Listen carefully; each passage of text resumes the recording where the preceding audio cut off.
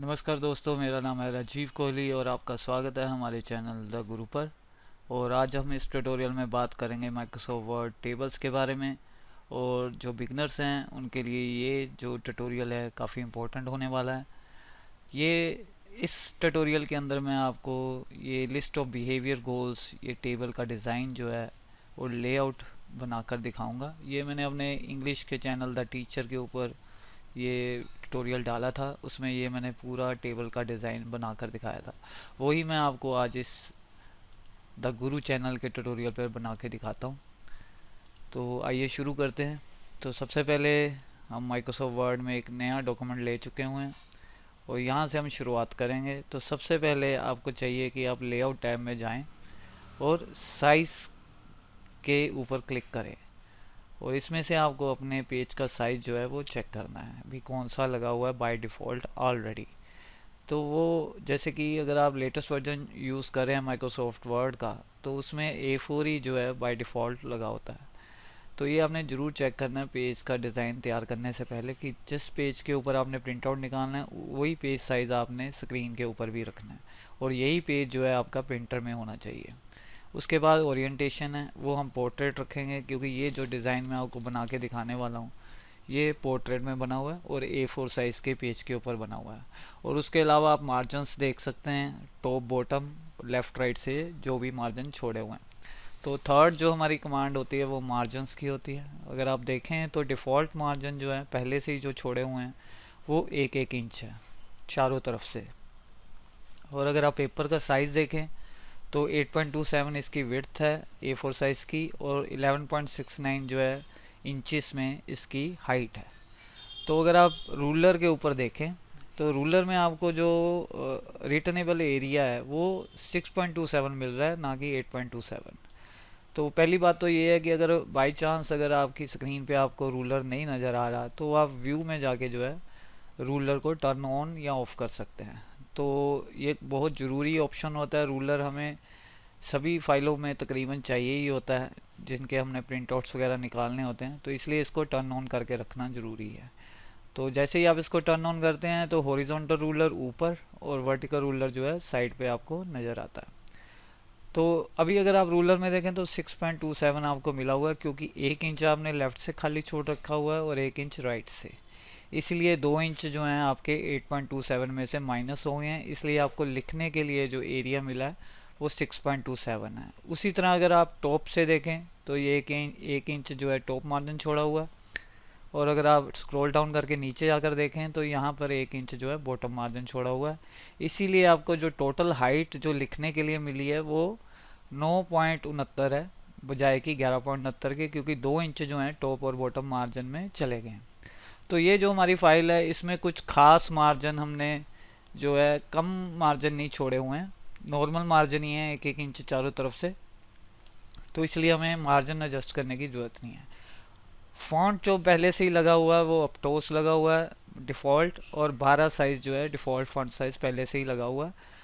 अगर मैं फाइल पे क्लिक करके आपको अकाउंट्स पे क्लिक करके दिखाऊं तो आप देख सकते हैं माइक्रोसॉफ्ट 365 वर्जन चल रहा है मेरे कंप्यूटर में। तो इसमें जो 365 है और 2023 माइक्रोसॉफ्ट ऑफिस का जो वर्जन है उसमें जो माइक्रोसॉफ्ट वर्ड है उसमें अपटोस फॉन्ट और 12 साइज़ जो है डिफ़ॉल्ट इन्होंने लगाया हुआ है। और लेआउट में साइज़ A4 लगा रखा होता है बाय डिफ़ॉल्ट। पोर्ट्रेट जो है ओरिएंटेशन होती है और मार्जिन जो है नॉर्मल होते हैं। तो अगर आपकी फ़ाइल छोटी है तो आपको इन कॉन्फ़िगरेशन में ज़्यादा उलझने की ज़रूरत नहीं पड़ती, आपको मार्जिन वगैरह सेट करने की अभी फ़िलहाल इस फाइल के लिए कोई ज़रूरत नहीं है। तो अगर आपकी ये जो कर्सर है अभी यहाँ पे आ रही है, इसका कारण यही है कि ऊपर से टॉप मार्जिन 1 इंच है और लेफ़्ट से 1 इंच मार्जिन है, इसलिए आपकी कर्सर की पोजीशन यहाँ पे है। अगर मैं मार्जिन को नैरो कर दूँ, मान लीजिए आधा इंच कर दूँ चारों तरफ से, तो आप तुरंत देख सकते हैं कि उसका रिएक्शन क्या हुआ। अगर आप रूलर में देखें तो अभी आपके पास 7.27 का पेज आ गया हुआ है और अगर आप हाइट में देखें तो 10.69 इंच का जो आपका पेज हो चुका हुआ है। तो अगर आप चाहें तो मार्जिन कम कर सकते हैं अगर आपने एरिया जो है ज़्यादा कवर करना है और मैटर जो है आपका वो ज़्यादा है। तो अभी फ़िलहाल मैं इसे रिवर्ट कर देता हूँ नॉर्मल पे और अभी हम सबसे पहली कमांड जो है अपनी इस पे चलाएंगे टेबल इंसर्ट करने की। तो अगर ये आप डिज़ाइन देखें तो इसमें आपको वैसे जो देखने में जो है 3 कॉलम नज़र आ रहे हैं, लेकिन जो बीच में गैप छोड़ा हुआ है उनको भी हम एक एक्स्ट्रा कॉलम मानकर चलेंगे। तो टोटल जो है 5 कॉलम है। और बॉर्डर्स का आप स्टाइल देखिए भी किस तरह है, बीच में जो है बॉर्डर्स के गैप हैं, इसीलिए हमने 5 कॉलम इसमें लेने। और नंबर ऑफ़ रोज़ अगर हम गिन लें तो वो हम लेंगे 1 2 3 4 5 6 7 8 9 रोज़ लेंगे। तो मैं टेबल इंसर्ट करने के लिए क्या करता हूँ कि इंसर्ट टैब पे क्लिक करता हूँ और टेबल के ड्रॉप डाउन बटन पे क्लिक करता हूँ। तो यहाँ पे आप देख सकते हैं हमारे पास कॉलम के लिए बॉक्सेस बने हुए हैं और इसी तरह रोज़ के लिए भी बॉक्सेस बने हुए हैं। तो जैसे ही आप इनके ऊपर होवर करना शुरू करते हो माउस को, तो पीछे आपको पेज के ऊपर प्रीव्यू, लाइव प्रीव्यू दिखा रहा है कि आप जो टेबल बना रहे हो वो किस तरह का बनने वाला है। अगर आपके जैसे कि अगर आप देखेंगे तो इसमें 10 कॉलम मैक्सिमम आप ले सकते हैं और 8 रो जो है मैक्सिमम ले सकते हैं। अगर आपको इससे ज़्यादा कॉलम या रोज चाहिए हो तो फिर हम यहाँ से इंसर्ट करने की बजाय टेबल को हम इंसर्ट टेबल की कमांड से इंसर्ट करते हैं। तो यहाँ से क्या होता है कि हम स्पेसिफाई कर सकते हैं कि मुझे कितने कॉलम चाहिए। आप लिख भी सकते हैं, टाइप भी कर सकते हैं यहाँ पे, और यहाँ से एरो कीज से आप कम या ज़्यादा भी कर सकते हैं number of columns and number of rows. तो मैं 5 कॉलम ले लेता हूँ और 9 रो ले लेता हूँ। और यहाँ पे लिखा हुआ है फिक्स्ड कॉलम विड्थ ऑटो। तो जैसे ही मैं ओके करूँगा तो आपने 5 कॉलम लिए हैं, 6.27 इंच आपके कॉलम पेज की टोटल विड्थ थी, तो उसने 6.27 को 5 के ऊपर डिवाइड कर दिया, तो इसलिए आपके हर कॉलम की विड्थ अब इतनी है। तो अगर आप लेआउट टैब में जाएं, टेबल डिज़ाइन और लेआउट ये 2 टैब वो हैं तब अपीयर होंगे जब आपने टेबल इंसर्ट किया होगा। अगर आप टेबल से बाहर आएंगे तो टेबल डिज़ाइन और लेआउट का जो टैब है वो हाइड हो जाएगा, और जैसे ही आप दोबारा टेबल में आएंगे ये फिर से आ जाएगा। तो टेबल डिज़ाइन में तो डिज़ाइन के साथ रिलेटेड कमांड है टेबल की, और लेआउट में सभी की सभी कमांड है जिनका हम इस्तेमाल करते हैं लेआउट का ध्यान रखने के लिए या डिज़ाइन तैयार करने के लिए टेबल का। तो अगर आप इसमें लेआउट टैब में आएँ और यहाँ पे आप अगर आप विड्थ देखें तो 1.25 हर कॉलम की विड्थ है। तो 6.27 आपका पेज था, आपने 5 कॉलम इंसर्ट किए हैं, इसलिए ऑटोमेटिकली जो है 1.25 इंचेस जो है पेज की कॉलम की विड्थ हो गई है हर एक कॉलम की। अभी मैं आपके लिए एक नई फाइल खोलता हूँ, कंट्रोल N से न्यू फाइल खोल लेता हूँ और लेआउट में जाकर साइज़ में जाकर मैं चेक कर लेता हूँ A4 है, और ओरिएंटेशन इस बार जो है मैं लैंडस्केप लगा देता हूँ और मार्जिन जो है मैं नैरो कर देता हूँ। और फिर से मैं एक दोबारा टेबल इंसर्ट करता हूँ 5/9 का, और जैसे ही मैं ओके करूँगा अभी आप इन कॉलम की विड्थ देखिए। अगर आप लेआउट में जाएं तो अभी जो हर कॉलम की विड्थ है वो 2.14 है। तो ये बात आपने ध्यान रखनी है कि पहले आपने पेज का साइज़, मार्जिन और ओरिएंटेशन सेट करनी होती है, उसके बाद टेबल इंसर्ट करना है। अगर आप, मैं एक और नई फाइल लेता हूँ और इसमें क्या है कि मैं टेबल पहले इंसर्ट कर लेता हूँ 5/9 का, और लेआउट में जाके मार्जिन्स, ओरिएंटेशन और साइज़ वगैरह की जो सेटिंग है मैं वो बाद में अगर करूँगा तो आपको कॉलम की विड्थ जो है पेज के अकॉर्डिंगली जो है सेट करनी पड़ेगी।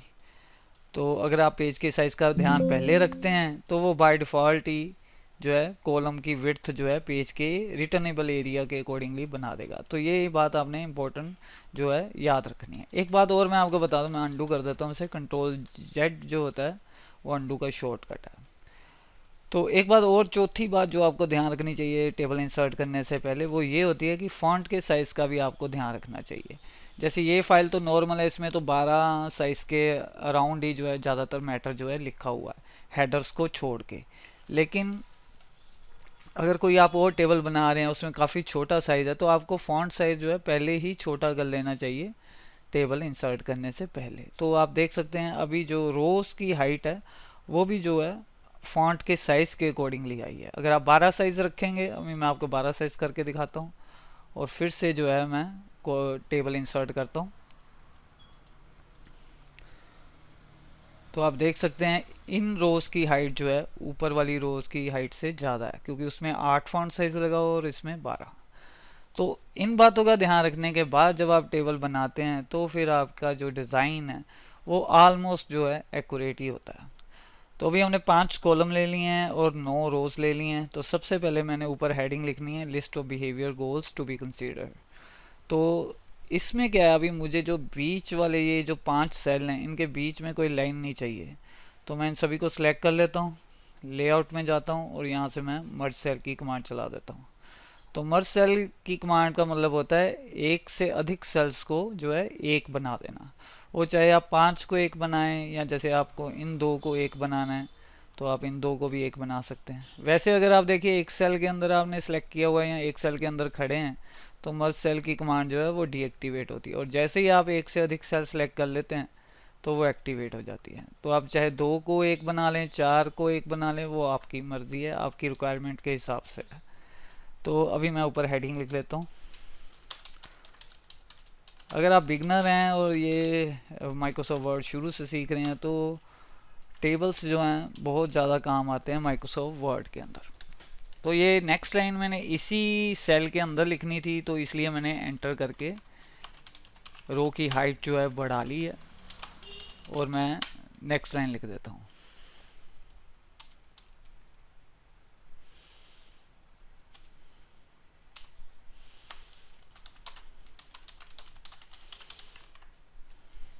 ये जो रेड अंडरलाइन आ रही है ये स्पेलिंग मिस्टेक के लिए कह रहा है, हालांकि बिहेवियर के स्पेलिंग जो हैं ठीक हैं, लेकिन ये अमेरिकन इंग्लिश के अकॉर्डिंगली है और इंडियन इंग्लिश के अकॉर्डिंगली यहाँ पे यू डलेगा। तो जैसे मैंने यू डाला तो वो रेड अंडरलाइन जो हट गई। हालांकि आप इसके ऊपर क्लिक करके इससे सजेशन भी मांग सकते हैं। तो आपको सजेशन में कह रहा है कि क्या आप बिहेवियर या बिहेवियर्स लिखना चाहते हैं यू के साथ, आपने यू नहीं डाला हुआ, तो मैं बिहेवियर्स कर देता हूँ। अभी बाकी का काम जो है लिखने का ही है ज़्यादा, तो मैं अभी फटाफट लिख लेता हूँ। तो ये बीच वाला जो सेकंड कॉलम है ये मैं ब्लैंक छोड़ दूंगा। तो अभी कॉलम के विड्थ वगैरह जो है वो मैं सेट नहीं कर रहा हूँ, वो मैं पहले लिख लूँ, एक कम से कम एक पूरी रो को मैं लिख लूँगा पहले, और उसके बाद जो है कॉलम के साइजेस में एडजस्ट करूँगा। ये सेकंड और फोर्थ कॉलम जो है हमें वो छोटा चाहिए, तो उसके अकॉर्डिंगली मैंने ये सेट कर लिया। और जो फर्स्ट थर्ड, ये आप देखिए मैं ऊपर रूलर से कर रहा हूँ ये, और शुरू में जो है आपको ऊपर से ही रूलर से ही करना चाहिए विड्थ वगैरह जो पेज की आपने सेट करनी होती है कॉलम्स की। तो यहाँ से थोड़ा सा हिल गया है, तो अभी अगर मैं ऊपर से कर रहा हूँ तो आप देखिए यहाँ पे आगे मैं इसको छोड़ूंगा ताकि बिल्कुल अलाइनमेंट जो है बराबर हो जाए। अब बाकी पहले मैं लिख लेता हूँ, फिर मैं आपको इसकी सेटिंग करके दिखाता हूँ। टैब की का आपने इस्तेमाल करना है नेक्स्ट सेल के अंदर जाने के लिए, एक सेल से दूसरे सेल पर जाने के लिए कीबोर्ड से आपको टैब की दबानी है। और अगर आप पीछे जाना चाहते हैं, हालांकि आप एरो कीज़ का इस्तेमाल कर सकते हैं, लेकिन आप शिफ्ट टैब दबाकर पीछे भी आ सकते हैं। तो शिफ्ट टैब से जब आप पीछे आते हैं तो पिछले सेल में आता है और उस सेल के टेक्स्ट को भी साथ में सिलेक्ट कर लेता है। टैब से आगे, शिफ्ट टैब से पीछे।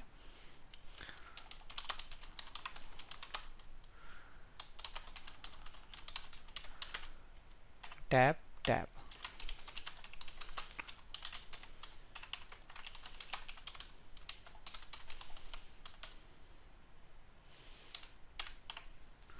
अगर आप इन बातों का ध्यान रखेंगे तो आप मुश्किल से मुश्किल जो लेआउट्स होती हैं टेबल्स की वो भी खुद जो है आप ड्रा कर पाएंगे।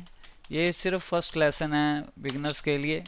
इसके बाद जो नेक्स्ट मैं टेबल्स वगैरह आपको सिखाऊंगा अगले ट्यूटोरियल्स के अंदर, उसमें हम कुछ कॉम्प्लिकेटेड टेबल्स जो हैं डिज़ाइंस वगैरह लेंगे।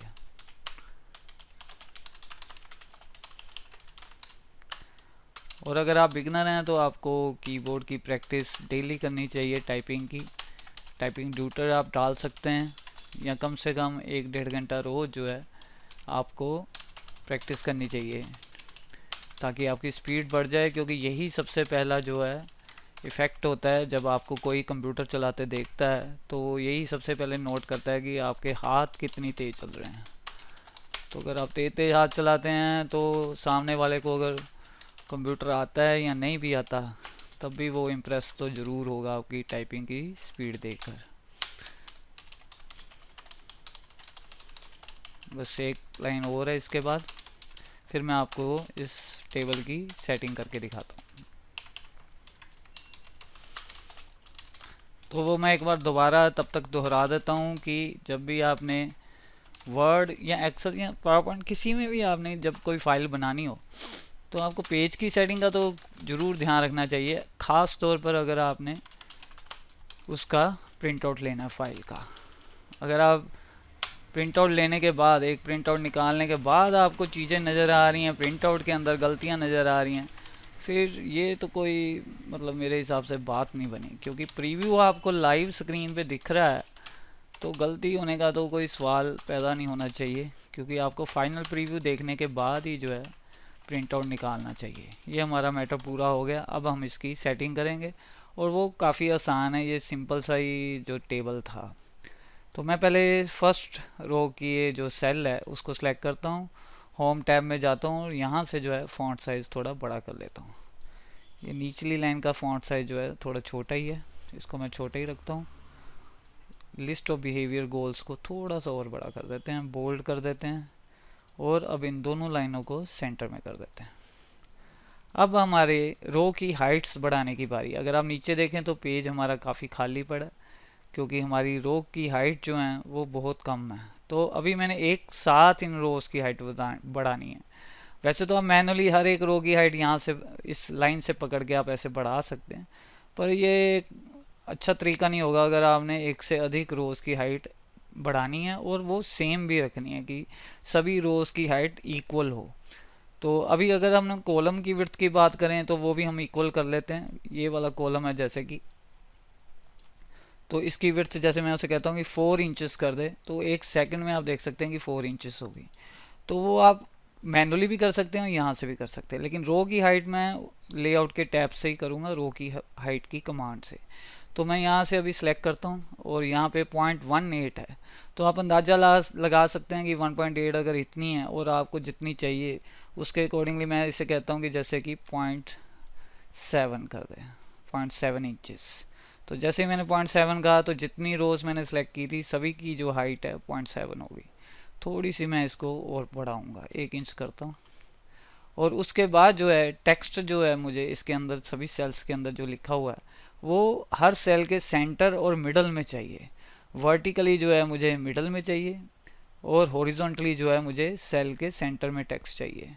तो अगर आप लेआउट टैब में अलाइनमेंट सेक्शन देखें तो यहाँ पे 9 बटन लगे हुए हैं अलाइनमेंट के, तो इनके पास जाने पर हर अलाइनमेंट के ऑप्शन का जो है टूल टिप भी आपको नज़र आएगा।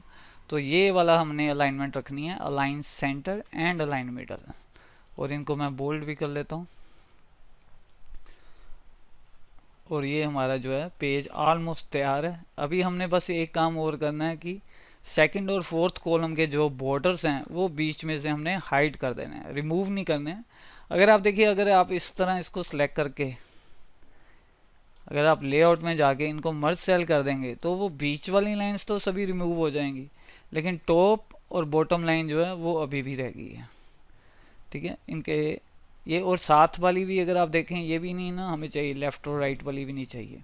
तो मैं अभी अंडू करता हूँ, कंट्रोल जेड अंडू का शॉर्टकट है। तो अभी मैं सिंपल सी एक कमांड चलाऊँगा बॉर्डर एंड शेडिंग की। तो बॉर्डर एंड शेडिंग की कमांड में मैं इसे बोल दूंगा कि मुझे कौन कौन से बॉर्डर नहीं चाहिए। तो फिलहाल जो मुझे हैं ये सेंटर वाले जो बॉर्डर्स हैं सिलेक्शन में, टॉप और बॉटम को छोड़ के बीच वाले जो हैं सभी मैंने हाइड करने हैं और लेफ़्ट राइट वाले भी जो है हाइड करने हैं। तो मैं टेबल डिज़ाइन में इस बार जाऊंगा लेआउट की बजाय, और टेबल डिज़ाइन में अगर आप देखें बॉर्डर्स का बटन लगा हुआ है, उसके नीचे ड्रॉप डाउन बटन लगा हुआ है, इस पर अगर आप क्लिक करें तो सबसे नीचे आपने जाना है बॉर्डर एंड शेडिंग के अंदर, और जिस तरह आपने सिलेक्शन की है उसी सिलेक्शन का ये आपको प्रीव्यू दिखा रहा है साइड में। तो इसी प्रीव्यू से हम जो है उसे बता देंगे कि हमें कौन से बॉर्डर नहीं चाहिए। तो ना मुझे ये लेफ़्ट साइड वाला बॉर्डर चाहिए, ना मुझे ये राइट साइड वाला चाहिए, और ना ही ये मुझे सेंटर वाले बीच वाले चाहिए। टॉप और बॉटम को छोड़ के लेफ़्ट राइट और सेंटर वाले बॉर्डर जो है मैंने सिलेक्शन में से हटा दिए, और जैसे ही मैं ओके करूँगा तो आप देख सकते हैं वो सभी बॉर्डर्स जो हैं हट गए हैं। अब इसके लिए हमें सेम ही कमांड चलानी है, तो बजाय कि मैं दोबारा सिलेक्शन करके बॉर्डर एंड शेडिंग में जाऊं, माइक्रोसॉफ्ट वर्ड में अगर आप लास्ट कमांड को रिपीट करना चाहते हैं जो आपने चलाई थी तो उसके लिए आप F4 की का इस्तेमाल कर सकते हैं। तो हमने last command border and shading की चलाई थी, तो जैसे ही मैं F4 दबाऊंगा तो जो बॉर्डर मैंने पहले हटाए थे वो सेम बॉर्डर जो है इसने इस कॉलम फोर्थ कॉलम में से भी हटा दिया। इस रो की हाइट में थोड़ी सी और बड़ी कर देता हूँ। ये मैनुअली मैं बड़ी कर रहा हूँ, नहीं तो आप लेआउट में जाके यहाँ से भी हाइट से भी बड़ी कर सकते हैं। और इसको भी मैं सेंटर मिडल में कर लेता हूँ। और टेबल डिज़ाइन में जाकर मैं इसके अंदर जो है ब्लैक कलर का शेड भर देता हूँ। और जैसे मैंने ब्लैक कलर का शेड भरा, आप देख सकते हैं कि फॉन्ट कलर जो है वो ऑटोमेटिकली वाइट हो गया, जबकि फॉन्ट कलर पहले ब्लैक था। लेकिन जैसे ही मैंने शेडिंग ब्लैक भरी तो आप देख सकते हैं कि फॉन्ट कलर जो है वाइट हो गया।